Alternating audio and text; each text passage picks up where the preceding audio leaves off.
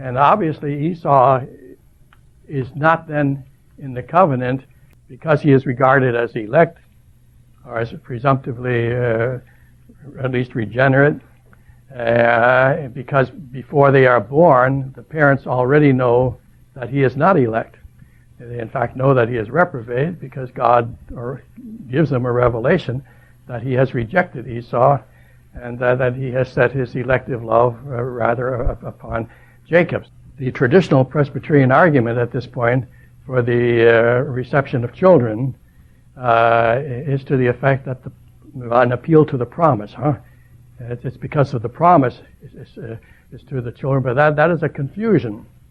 Because here's Esau and here's Jacob, and as Paul struggles with this problem we're talking about, his whole defense of God as a keeper of promise is precisely to the effect that they are not all the seed of promise. The promise, the promised seed, does not include all of them. Jacob is the promised seed, but Esau isn't.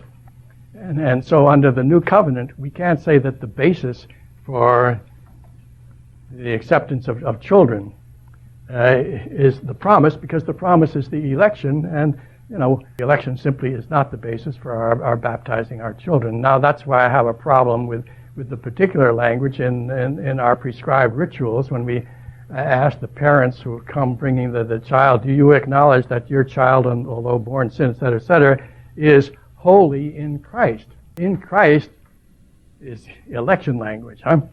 In Christ is that you have identified with Christ in his death and resurrection. You belong to him, and we don't know that about our children. And it is not because, therefore, we recognize that they are holy in Christ that we submit them for baptism. And so one on this approach doesn't face all of the awkwardness and embarrassment that we make the basis for their being baptized, that they are holy in Christ, which means elect, and then later on it turns out that many of them are not so, and so what was the basis of their having it in the first place? And the Baptists argue against that Presbyterian argument that that doesn't sound sound, and the Baptists are right there. Their criticism of the traditional Presbyterian argument is correct.